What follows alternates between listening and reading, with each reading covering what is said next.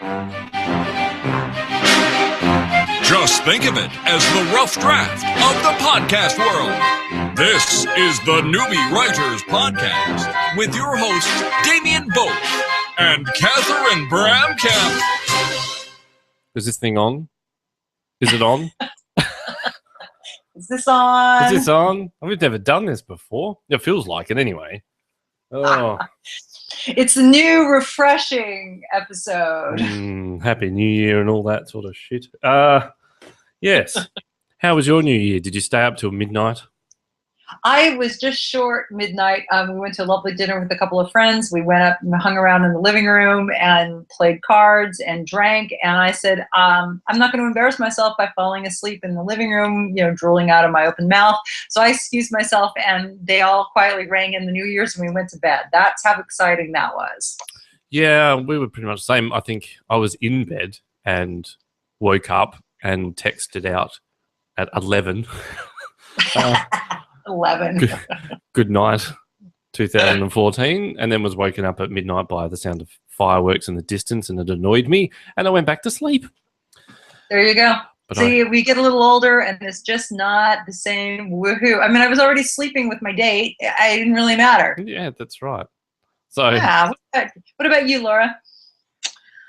I was at home with my husband, and first we were dancing to old Bruce Springsteen hits, because he was really popular when we first met. He had the Born in the USA album. And then we watched a movie. What was it? I can't remember. But then my daughter came over with her sweetheart. She's pregnant. She's going to have a baby in March. So they wanted, it was really cold that night. So they wanted to come be with us by our fire. So it was just really a sweet evening, all of us together. And we stayed up, together and went to bed shortly after midnight. The midnight thing is over. My mother goes to a party, and admittedly they're in her friends are in their late 70s, but they decide that when the ball drops in New York, they get to go home. So it's midnight in New York, 9 o'clock in California, and everybody says good enough, and they go to bed. God, if you base it on that, then she should do the Australian New Year's. It's a day ahead. She should. She should. We had a really good time, though, in real Australia time. We were in your neck of the woods. We were in Adelaide, and went to a New Year's party, and it was marvelous because it was so warm. And I went up and looked at the Southern Cross, and it was a fabulous New Year's. That was so cool. Weather's been horrendous here lately. That's what you said. Tell us how hot. How hot was it? Where I was, I think it got to 43 degrees Celsius, which is what? I don't know, 120 or something. Oh my goodness. Wow. It was day after day. It was like 3 days of it. And then the next day, it plummeted to 20, and we've had the worst storms and possible flash flooding in 30 years. So Yikes. We had a bushfire for 3 days, and then it rained for 3 days. So the world is confused. Yeah, we're coming to an end, or something interesting like that. Yeah, well, yeah, I don't know. That does spark the imagination a bit. Doesn't it? Yeah. How's it going to end? That's why you need to build a time machine really quickly. That's why I need to get on that and build a time machine.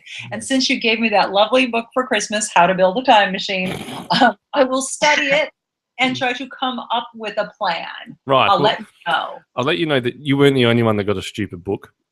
My brother-in-law is building a house, and let's be honest, I think he's got 2 left hands. And so I gave him a book, How to Build Your Own House. Oh, well, you're just helpful all over, aren't you? I tried to be. Actually, that was a pretty good book. I should just, if he doesn't want it, I'll take it back like an Indian giver.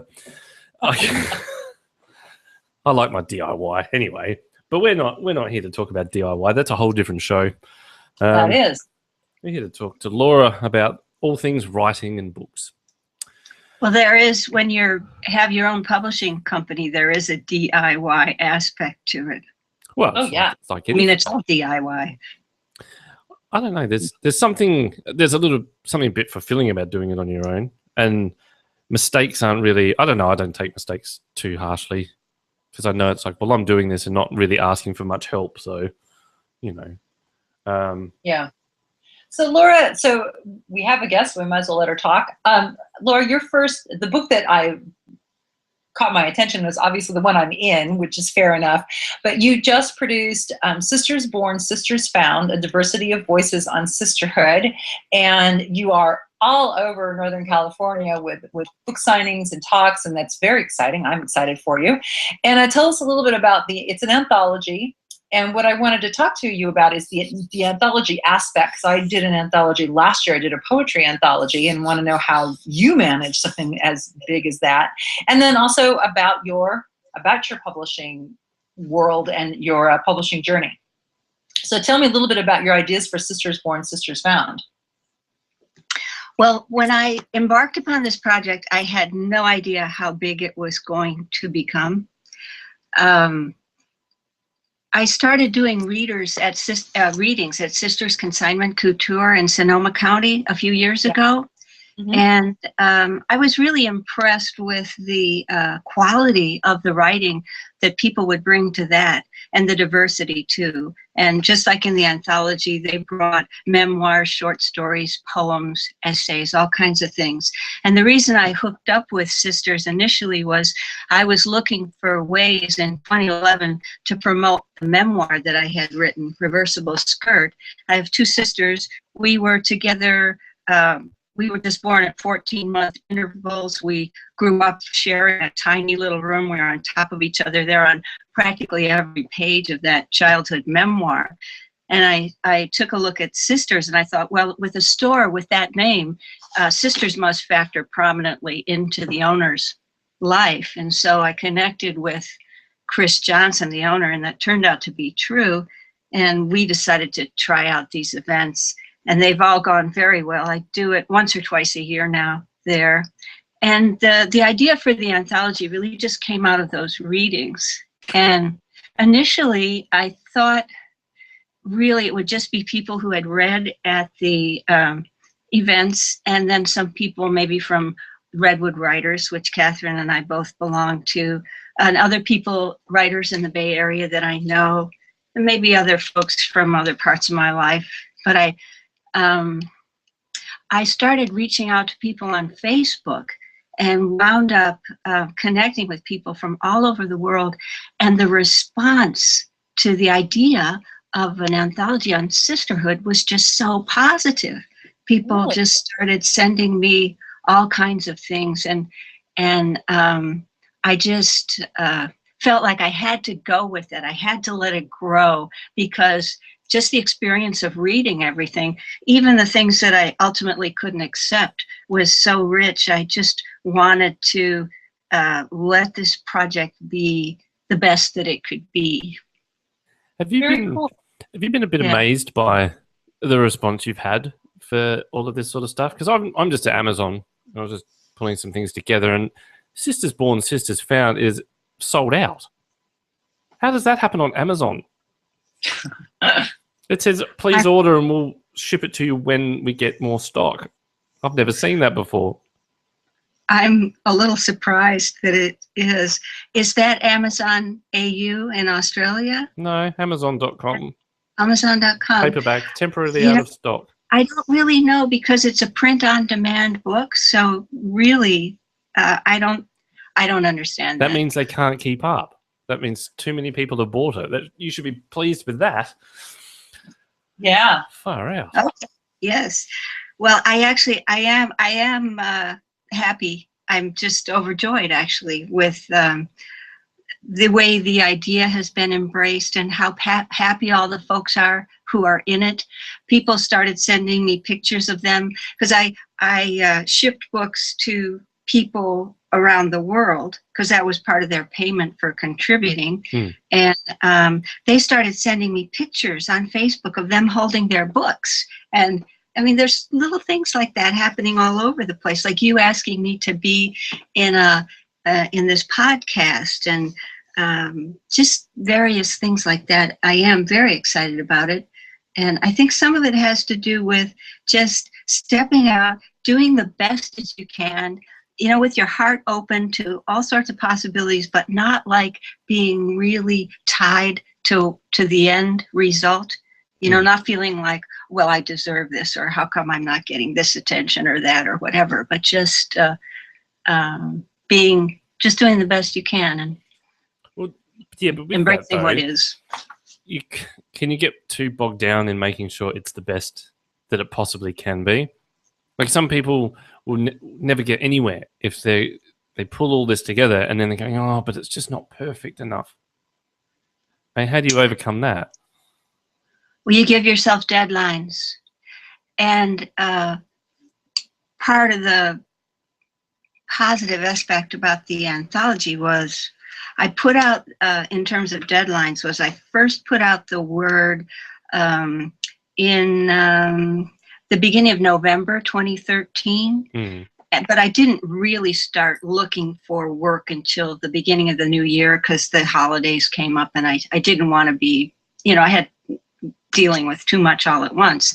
But there were a few people who submitted their work at the beginning of November. So by the time the summer started rolling around, they started asking me, well, when's the book coming out? When's the book coming out? And I knew it couldn't drag on too long, even though some folks, the deadline for submissions was March.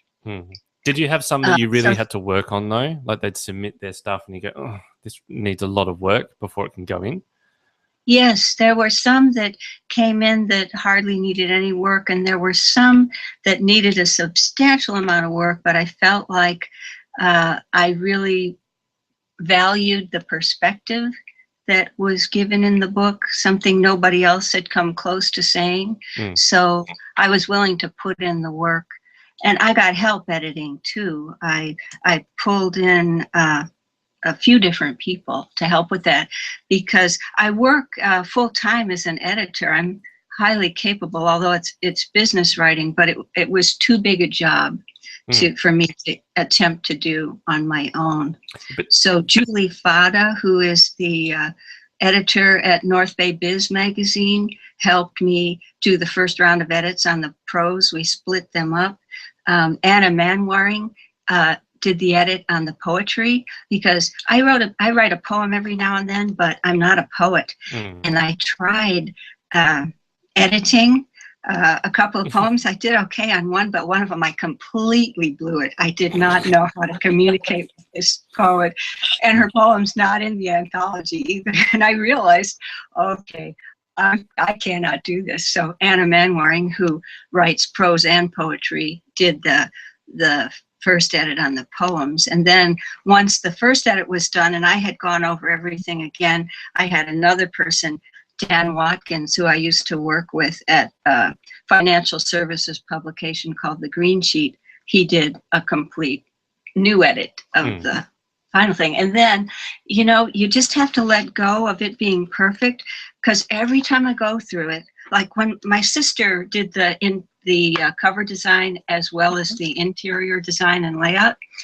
we love working together. We'll sit down in her office and we always find mistakes. I mean, I think I'll have it perfect. I think I'll have found everything, go through it again. And it's like, oh my goodness, how did I ever miss that? How could we have all missed that? And I think if I went through the book right now, unfortunately, I would find more things, but that's just, I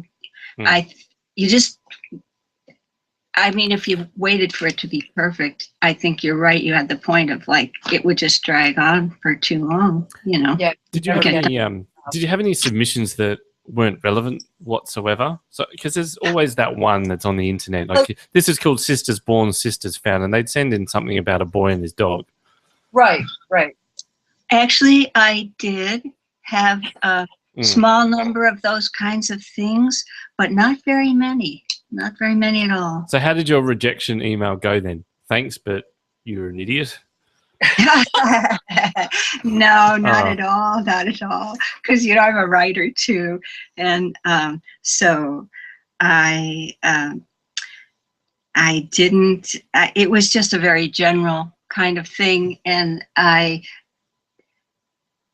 attribute it to a team. I called in some other people and I didn't name who the team members are.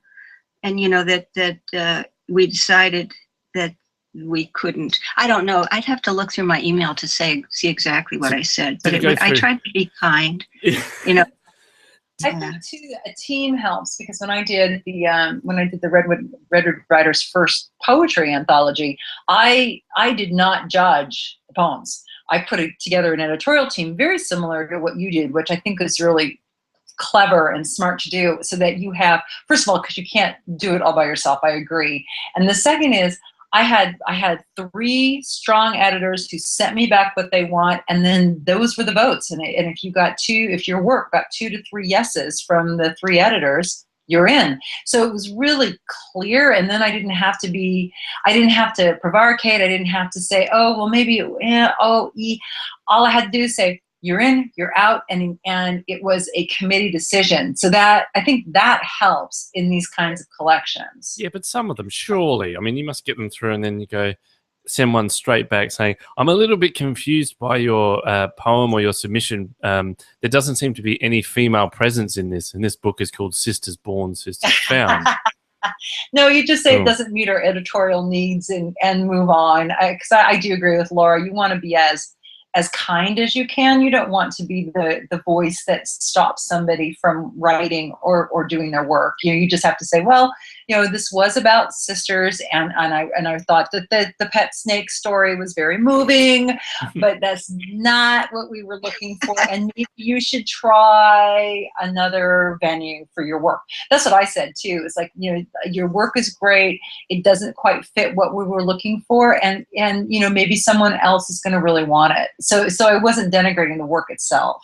Well, because both of you have been, you're part of writers groups and you put together anthologies of various things. Have you ever had anything backfire, like a big faux pas? You've all got together and you're talking about it, and you'll say to someone, oh, man, you should have seen the submission we got. It was horrendous. Talked about, milking a snake. And that person says, well, that was mine. Right, exactly. So you shut up. You learn not to say anything. That hasn't happened to me. Yes. Not in this context anyway. I think over the course of my life, I've probably stuck my foot in my mouth, several times and been embarrassed. But luckily, I can't remember any of those right now. Oh, man. I think you have to stay in a generality, too. So you can say, oh, I read this story about, milking the snake. It was really interesting. And then someone say, oh, that was mine. Yes, and good. So you just have to not throw yourself under don't throw yourself under the bus. People will do it for you. See, this is the thing. This is where I differ from clearly both of you and probably the rest of the world, is I'd say, what is wrong with you?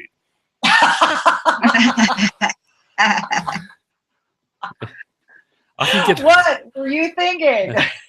I can get away with it the first time, I think. It'd be the Australian charm. They'd be like, oh, that's so nice. He made it quick. I'm like, yeah, but I was serious. Well, there are people who like that sort of interaction. They, not necessarily the people who would be on the receiving end of your comments, but people listening, like Simon Cowell, that judge for American Idol for a long time. He could be really snide sometimes. Who else? Howard Stern. There's folks who have great success with those types of interactions, but we all have to do what you're comfortable with. And I don't have the kind of personality that can even really spar with people like that.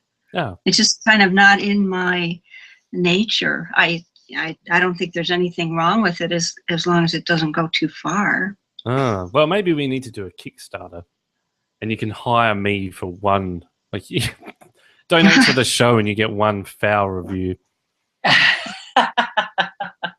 I think you could hire yourself out to be that negative review. I need you to write the negative review for Future Girls too, so you can, get some excitement going on my page. Yeah, I know. The problem is I didn't actually mind Future Girls. This is the problem. Well, thank you. That's good. Yeah, I didn't mind this one as much. Yeah, that's right. Like I could, that would just be a stupid review. Actually, Sisters Born, Sisters Found got a 1-star rating on Goodreads before it was even published. I just thought, wow, that is so odd. And at first I was getting worked up about it. How did anybody even get a hold of it to read it? But, I'm going to look it up now. Yes. Have you heard this show before? I'm going to look this up. because I tend to pull up an author's reviews and make them squirm. While you're looking that up, I have to say that I'm really impressed that you got into a local bookstore called Book Passages. That is, pretty impressive. How did you score getting Sisters Born, Sister Found in the bookstore and to speak next Friday? I looked on their website, found out who to contact for events, and I think I phoned first, and I didn't hear back from them for a long time, and finally I heard back from somebody, and they were interested. I did send an email describing the whole project, and I focused on how there were several writers from Marin County who were featured in the book, because I thought that the fact that Book Passages is in Marin County and there were Marin County writers in there, some of whom Book Passage is familiar with. Claire Blotter did a book launch there. Karen Benke is a very successful poet with Poets in the School. So is Claire Blotter, actually. And they're familiar with Karen Benke's books. Ruth Stoddard is a very prominent storyteller in the the U.S. Live storytelling community, and she has a story in the book. So it helped that these folks were in there. That they were names. They wouldn't recognize my name, but they would recognize them. Very clever. So that's because and I'm going to do a talk about this in a few months. But that's one of the ways that some people get on that New York Times bestseller list is that they put themselves into an anthology that has that name, with an author who has the name recognition, and then that propels them forward, which is like what you did too here. I think we've got a bit of a lumpy internet. Goodreads is rubbish. I don't like the way their site's laid out, but anyway. I found there's no review, it's just a 1-star thing, but all the rest are 4 and 5. Feel free to check it out on Goodreads, but the reviews there, one of them's Catherine, so it doesn't count. Oh, there's 20 reviews up on Amazon now too. Yeah, there are, and they're all good. It's such a shame. Like I'm trying to dig dirt on you, Laura. It's just not happening. So, Laura, tell me more about you have a couple of other memoirs. Reversible Skirt is the one that I'm more familiar with, and you all 3 of these books you published yourself. Is that correct? That's correct. The second book is a book of flash fiction. It's not a memoir, but the first one is a memoir, and I am after. Things died down from the anthology. At some point later on this year, I'll work on the sequel to Reversible Skirt. I have a draft of that. Yes, they're all self-published. I formed my own little company and established a relationship with Lightning Source as a business-to-business relationship before they started Ingram Spark, which has it's a slightly different program. But the reason I did that was when I was trying to get my memoir published, it was quite a while ago, I was reaching out to agents who I would get kind letters back, but nobody wanted to represent me. And then I was reaching out to small publishers, and there was a small publisher in Berkeley who was really excited about the book, wanted to publish it, wrote all these wonderful things to me about the book in a letter, and I was just over the moon.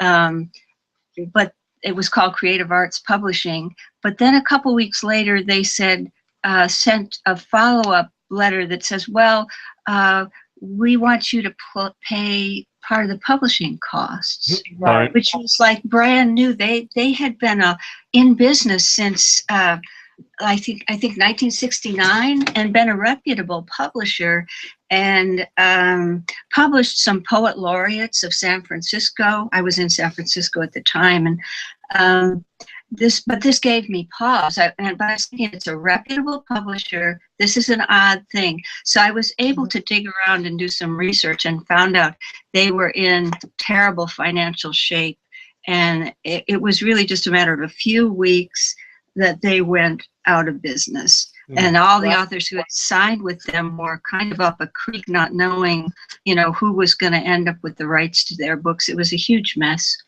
So then I heard that, well, one quick route to publication is if you win a contest. And so I looked around, on the internet, and was thinking about maybe there's a contest I can enter my book in.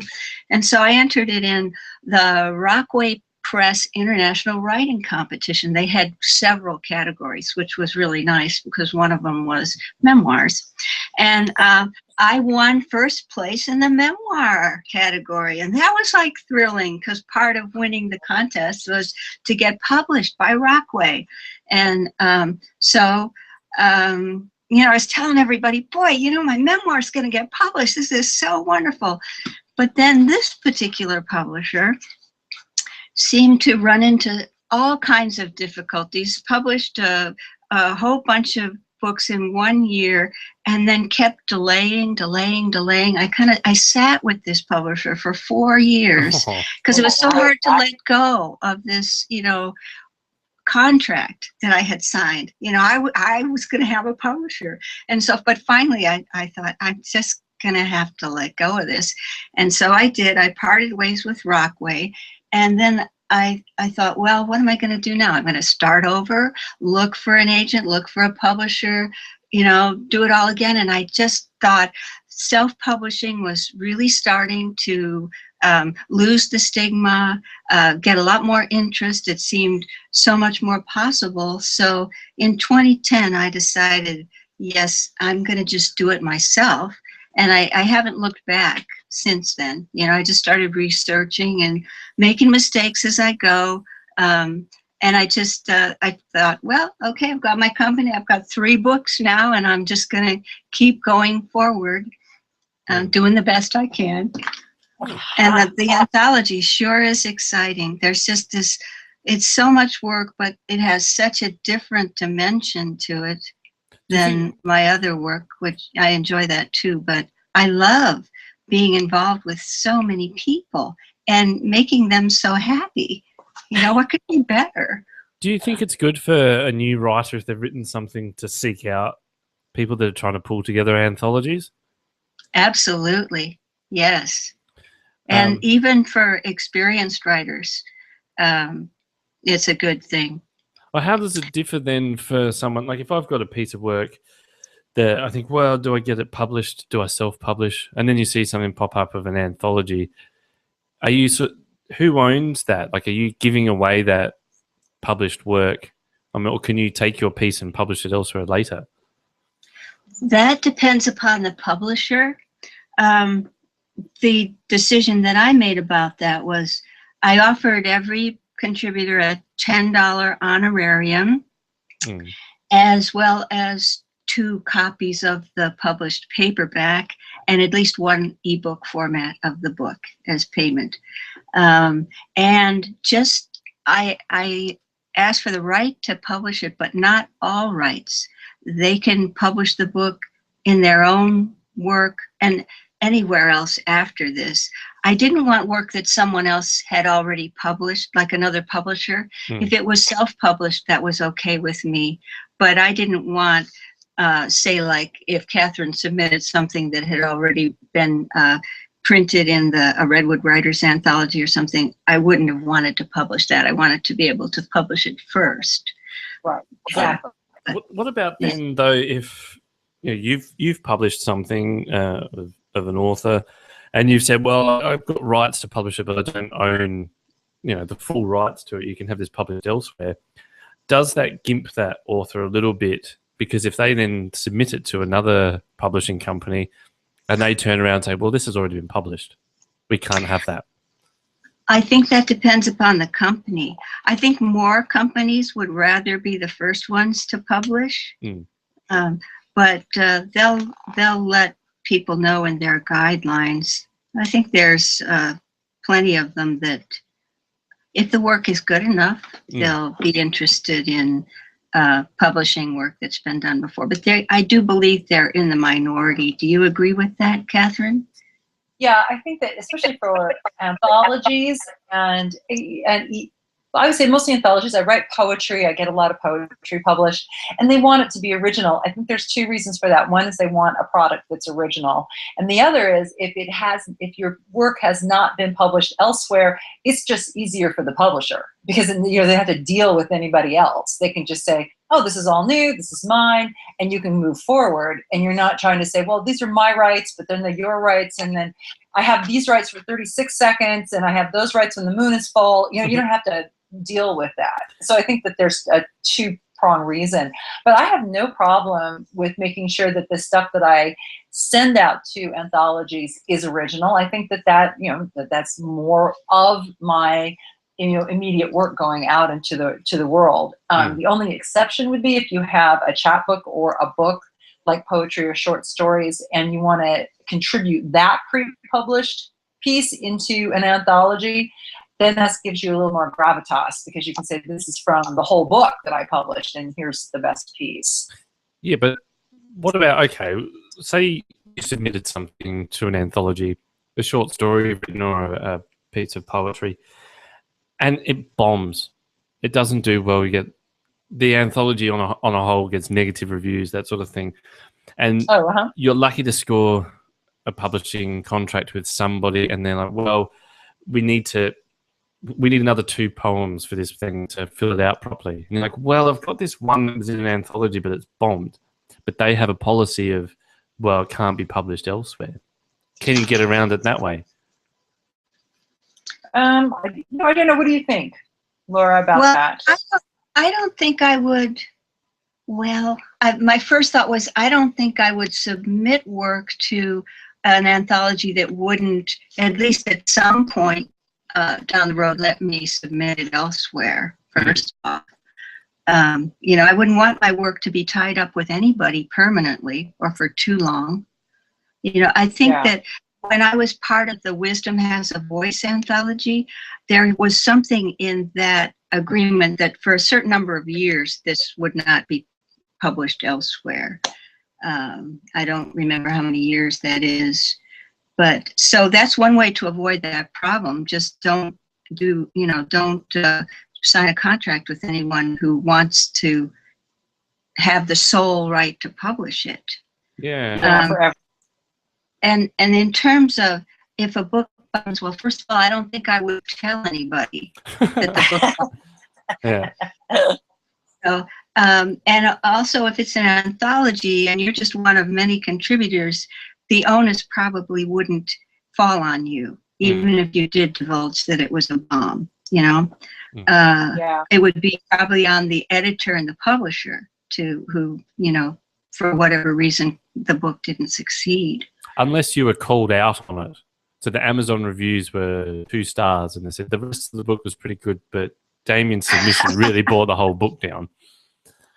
I don't think people really that. I don't see that with anthologies. I think anthologies are, okay, you pick up an anthology, even if it's an anthology from a single author, you pick it up and you're like, okay, this was good, yeah, that was a little weak. And on a review basis, I don't see that there's a lot of, oh, this was really great, except for these 3 poems, one by Catherine and the other one by Damien was so crappy, I couldn't even believe it. You only get that from, serious literary critics. And if I were in a collection that was being, that scrutinized and put in that kind of environment, I'd actually be really grateful that I had elevated my critiques to such an extent that they were worried about my little piece in it. But for the most part, I don't think people look at reviews that way. I don't think they write them that way, where they pull out somebody and say, oh, I hated this. They may love somebody and quote them, but I don't think they pull out somebody they don't like to quote them. Well, on the flip side of that then, like I said before, is it worth newbies submitting to anthologies? And the answer was yes. Then do they still need to be somewhat set up so people can find them? Because I've found with some anthologies, we all find the one or two that we really like in there. You're like, oh, I might check that person out. That can only so you're sort of reading a catalogue a little bit, aren't you? Like a magazine. Yeah. But if you've got nothing else out there, isn't that then detrimental to you in the future?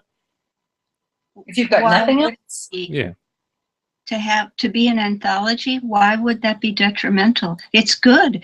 Like I found out, it hadn't occurred to me, but I was talking with the folks at Copperfields in Petaluma before I had published Sisters Born, because sometime this year I'm going to want to set up a meet and greet there.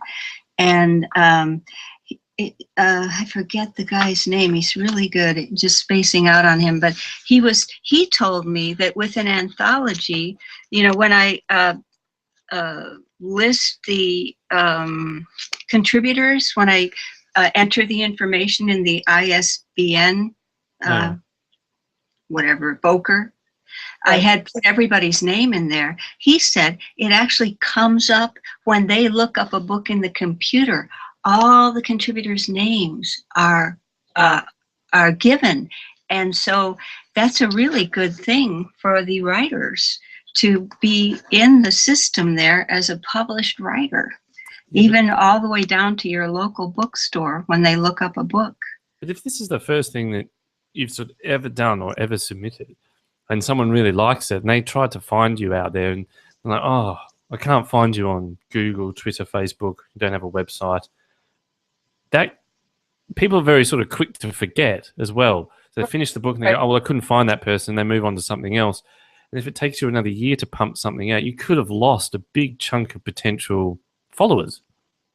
So is it wise to, if you're going to submit to anthologies, at least have some sort of presence somewhere so you can sort of snag them and keep them informed and say, oh, thanks for liking it. I've got this coming out. Yeah. I think we should all have websites, even you as a newbie writer. I don't know if you've been published yet, but you should have a website. And on Facebook, it's called newbiewriters.com. Yeah, there you go. Yes.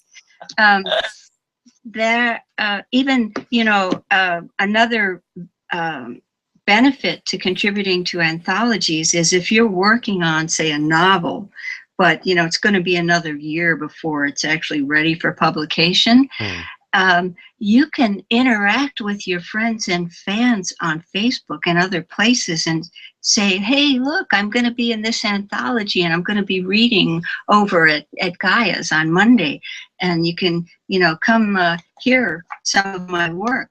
And it's really good in terms of platform building. Everybody's talking about platform. Yes. How important that is. Well, speaking of, I agree. I also agree. And one more thing about, and we'll move on to shorter sentence. I love the internet. Has the internet pooped on you? I think I lost Catherine. Oh no! You are the weakest link. Goodbye. Awesome. I love the internet. So hold on. We're trying to get the call back. I'll just hold on. Oh, yeah. Well, at least you're still here. That's the most important thing. Catherine's here every week, so it doesn't matter. I wanted to ask you a question. She's got some notes here in regards to speaking at book passages. Apparently that's one of Catherine's dream experiences. How do you find, this is always a question we ask our sort of authors, especially new ones, about public speaking, because I know that a lot of us aren't really into that sort of thing. How do you go about preparing for that? Well, it's probably different for every person. And for the event at Book Passage, I am just going to be the MC. And so, my role will be to welcome everybody, and I'll tell a very short story to kind of set the tone for the evening. Then I'll read people's bios, and at Book Passage, there's a small enough people, and I know almost all of the people who'll be reading personally. There's only one who I will be meeting in person for the first time, so I'll be able to say some other things about them besides what's written in their bio. And so that kind of speaking kind of takes care of itself. I think it's a little easier for me than it might be for someone who's never done it, because I used to do storytelling. When my daughter was growing up, that's how I volunteered in the San Francisco Unified School District as a parent volunteer all the way through kindergarten through about 6th grade. And so I studied storytelling too, the performance aspect of it at Dominican University. That's where I met Ruth Stoddard, who's one of the contributors to the book. She's an incredible mentor. And I learned so much about the art of storytelling, and got over, I mean, it's always a little scary, no matter how many times you've done it, to get up and talk in front of a group. Yeah. But the more you do it, the easier it does get. You realize, well, I can survive anything. And the thing is, and I think this is true for most people, is that you tend to be harder on yourself than the people in the audience are. Oh, but one thing that, one of the first things I learned about storytelling that actually carries over, I think, to any sort of presentation in front of an audience is that when you're telling a story, it's not about you. It's about the story. Creating a space, being the vehicle for the story. So I think if you're going to be talking in front of a group, telling a story, or even just reading somebody's bio, if you forget about how well you're doing or not doing, and totally just focus on making that space for that person or that story or that idea, it goes so much better. Yeah, but then if you're looking out at all the people, like, it's fine to be looking at what you're reading. And I've done that before. You sort of zone in on that. But when you look up, it's like, oh, that's right. They're looking at me.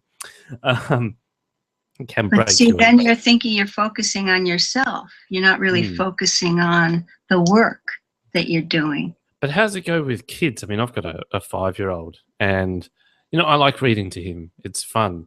But he doesn't like when I read it sort of in a bit more of a jovial sort of way. You know, if you try and put a character's voice on, I get, oh, stop it. So, but then I see others, you know, especially if it's at kindy or childcare, where they get right into it and all the kids seem to really like it. Is that something then, when you started doing that as a sort of volunteer parent, did you just initially just read it? And then you can, because kids are very sort of instant, aren't they? You can see when they sort of, oh, they're bored with this. Did you feel strange sort of having to act it up or act the fool when you're reading a part in front of all these kids? Well, I didn't read, I told. And there's a big difference between reading a story and telling a story. And some of the stories went better than others. Some groups were easier to tell to than others. I'd say preschoolers were the most challenging. I would, because I did it professionally too, and sometimes I would have a job at a preschool, and those would actually pretty much demand that you be animated. You had to be really energetic, or I did anyway. Maybe not everybody does, but that group, I think they don't have. That's what they wanted. But I don't know if I've answered your question. I seem to have gone off. Well, how do you deal with the kid that, especially with the preschoolers, that there's always one kid that's got his back to you, or he's poking the kid next to him or her, and just being a real pain in the neck? And so if you've got the vast majority of them paying attention to you, do you zone that out, or do you single them out and say, are you listening to this? I mean, you're there to tell them a story, not necessarily be their teacher and dictator. Yeah, I never would call out somebody and ask them, like, are you listening, or reprimand anybody or anything like that. I think it's really helpful to have at least one other person there who's there to manage anything like that, should it ever occur. Sometimes there's ways to engage somebody a little person who's kind of getting agitated or unhappy. Sometimes you can very lightly engage them with the story. They love participatory stories. Try and go in a really positive direction and avoid those kinds of things. But I can't say that I ever really had much of big trouble with that kind of thing. And I think it was very helpful, though I never was doing it without somebody else there to help keep an eye on things. Yeah, I mean, I try and, if I see my boy start to lose interest, I try and put his name in the book somewhere, and that really pisses him off. It's hilarious. Some of what's going on with your son probably has to do with the parent-child dynamic. Yeah. And he wouldn't probably react the same to an outsider who came in to tell stories in his classroom or something like that. Possibly not. I did pick up a really cool book, and especially if, from the sounds of it, as returning, I'm pretty sure you're going to become a grandmother. Yes. I picked up a really cool book the other day from like a big W, like a Walmart type store, called The Book with No Pictures. And it was really well written. And I read it to my son, and when I finished it, he looked at me and said, I didn't like that at all. But this is such a funny book. It talks about the story is, because there's no pictures, the person reading this has to say everything that's on the page. And there's silly words and you have to use funny voices and that sort of stuff. He hated it. And so I was a bit miffed. I was like, well, I enjoyed this. So I said, take it along to childcare, take it along to kindy, see what they say. And he sort of came back the next day and said, they all liked it. I'm like, well, you're a weird child. But then again, he is mine. It's nice that he could admit that other people liked it. I think that shows a lot of good character. And I think it's really good that he can voice his opinions with you too, to let you know, I didn't like that, initially. But when you mentioned the funny voices in describing the book with no pictures, the need to use funny voices, you had previously mentioned that he doesn't like it when you do that when you're reading to him. So it might just be some penchant that he has, or, little prejudice against voices, funny character voices. And as his parent, it is my duty to annoy him. So there you go. Anyway, I'm still trying to get Catherine back. I think her internet has taken a big poop, and it's not mine this time, which is good. So that's fine. We've got a couple of other things that we can do, some segments that we normally do. But just quickly, where can people find, all of your books, all of your work, that sort of thing?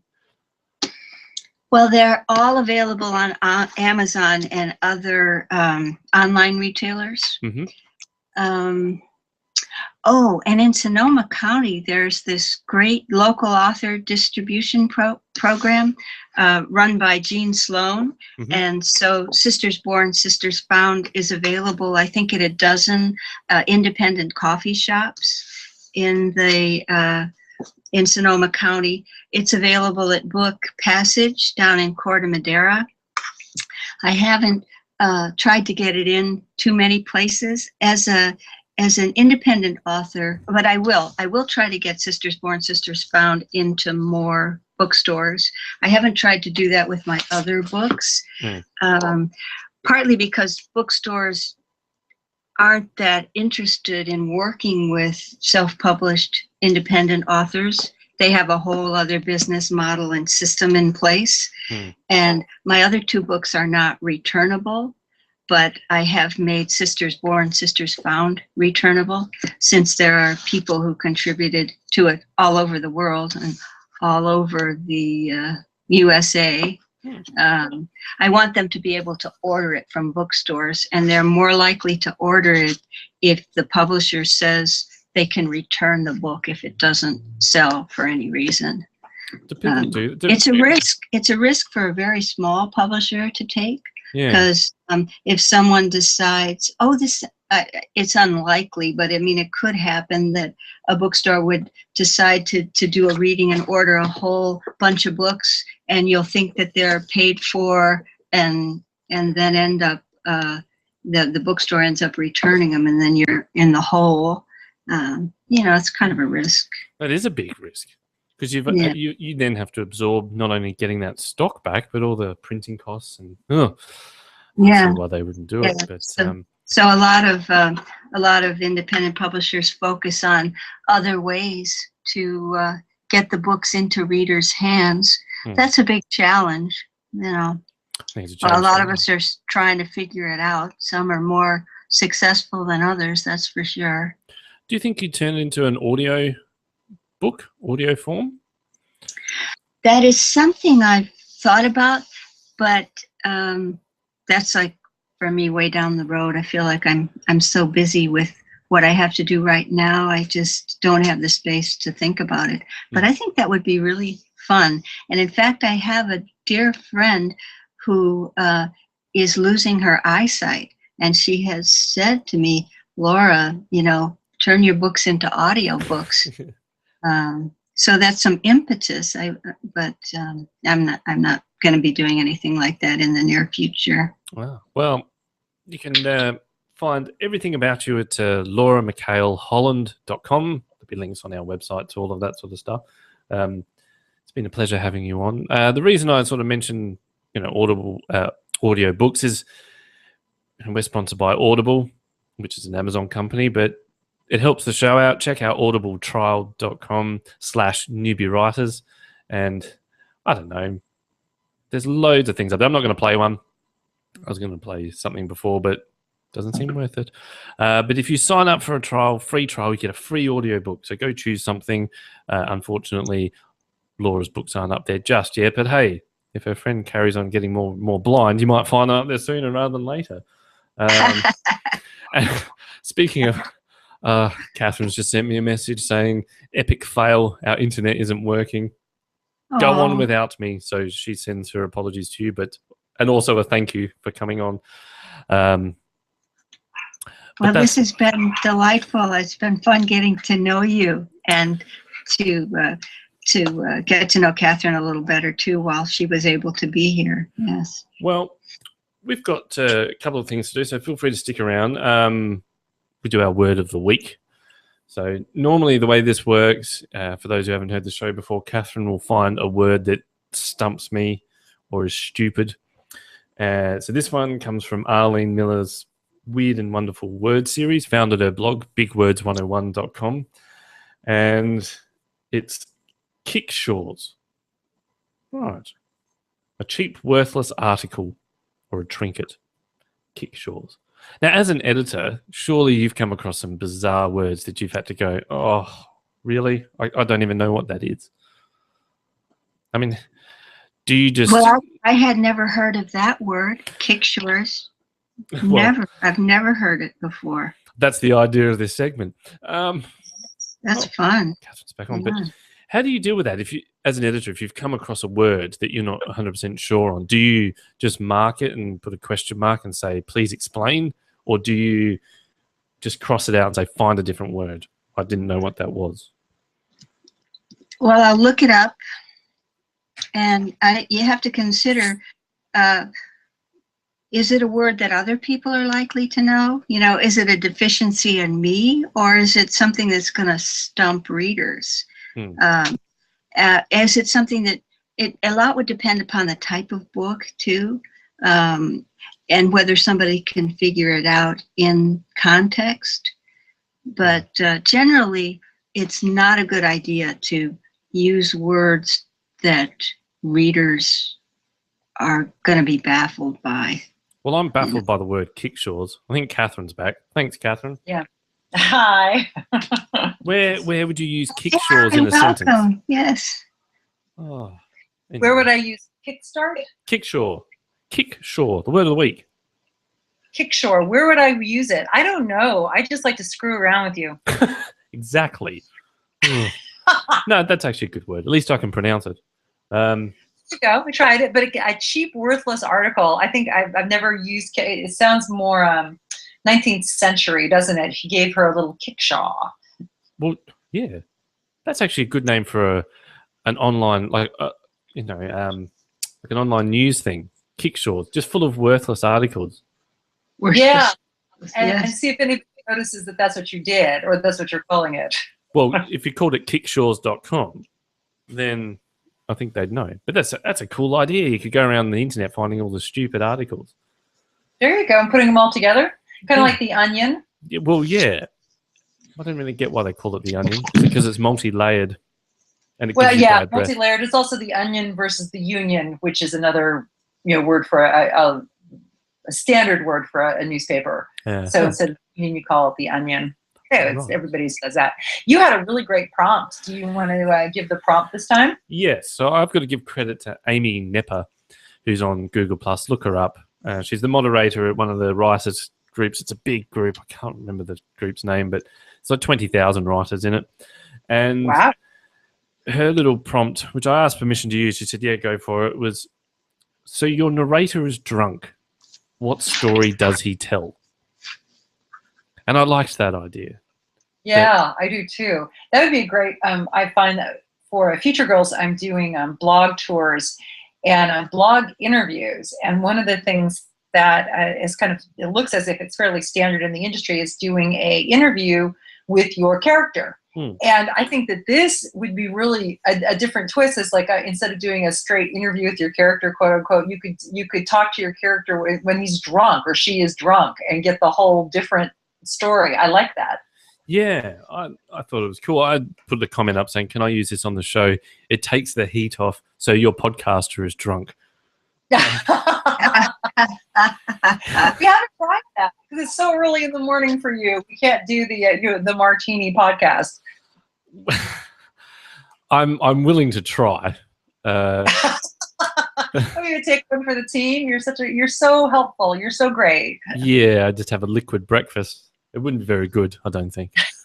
Somehow. No, it would totally screw with the rest of your day as well. Yeah, but also seeing as I'm the one that pushes the buttons, so yes. Yeah. Oh, that's right. That would be very interesting. It'd be kind of a creative way of handling things. I like that. We'll have to think about that. Yeah, I have to get relevant permissions. Yeah. What are you having in your cereal? That doesn't look like milk. Yes, right. No, but it tastes like Bailey's. Anyway. That's right. Oh, actually, can I just say, Bailey's is a wonderful drink, and they don't sponsor this show, but if they want to, I will happily endorse your product because they also have a dark chocolate Bailey's, which I tried. That thing is lethal. Yeah, I bet it is, because I bet you could drink a lot of it before you figured out what was going on. What do you mean could have? I mean did. My husband's a big fan of Bailey's as well, so I'm there with you. Yeah, Sharon. I'm gonna have to sign off. We're talking about alcohol and our guests leave. No, that's fine. There's some things I have to tend to. That's fine. Well, thank you for being on. Thank you for coming on. This is exciting. It was a real pleasure. I've had a lot of fun talking with both of you. It's a wonderful podcast. All right. Well, thank you for that. We will carry on. We'll do a tortured sentence. Yes. And we'll chat to you later. Laura, thank you for being on. Okie doke. I will play. Thanks for inviting me. No worries. Bye-bye. Bye. All right, let's do a tortured sentence. Next time, don't put the wrong emphasis on the right syllable. Tortured sentences. Right, well, that was your internet, by the way, ringing me in. That was, but every once in a while, that kind of thing happens. So thanks for carrying on. I appreciate it. That's fine. I'm just pleased it wasn't me this time. No. I don't know what it was, but I just going after it, and it worked. So there you go. So this is from one of my students. I'm on brief hiatus. I start up with classes again on Monday, so I will have tortured sentences again. So it's a constant influx. It's very handy. This one is from a student's paper, and it says, whether it is at school, home, work, or restaurants, take a look at our environment. Let's us see a significant number of people being to their smartphones. Right. So do you have Gollum in one of your classes? That's what it sounds like. It lets us play with smartphones. Yes. Precious. Actually, when you think about it, we're very Gollum-like about our smartphones. I just had a visual about that. We're all hunched over. My precious. Yes. It's creepy. Don't take it. Oh. My God. Yep. I think that's very much, we are kind of Gollum-like. Think about that. Next time you hunch over your cell phone when you're on the train or waiting in line or not making eye contact with the rest of the world. It's fantastic. So yes. No, I don't know. All right. So that's pretty much it for the show. That is. And next week, do we have Dion Lister next week? No, the week after. Week after. Okay, I don't have my calendar in front of me, so I'm just going to say we'll have somebody or something next week. Yeah, we'll do something. And hopefully, and I'd like a bit of feedback, please, podcast@newbiewriters.com. Can you give me a bit of feedback on the audio quality? Because I shifted my entire setup into another room, so everything sounds different, and I'm just trying to pretend I know what I'm doing. You do well with that. I do. It gets me through life. So, yes. Now, is there anyone that you want to give a shout out to? Just to Laura, who did a great job on the anthology, and I'm pleased to be a part of it and in the anthology. So check out Sisters Born, Sisters Found. And again, to my publisher at Eternal Press, who's really getting things out for the book Future Girls, and I have a lot of events coming up, and so that's pretty exciting. I have a lot of speaking events, and you can check all that out on my website and or my newsletter and or Facebook at the Future Girls Facebook page. So then, is that still a thing running where if someone contacts us, you'll give them the book for free? Yes, if they do a review, I'll send them the book. All right. Podcast@newbiewriters.com. Yes. All right. Well, that'll do it for this week. So I get to say this, but until next week, we'll see you then.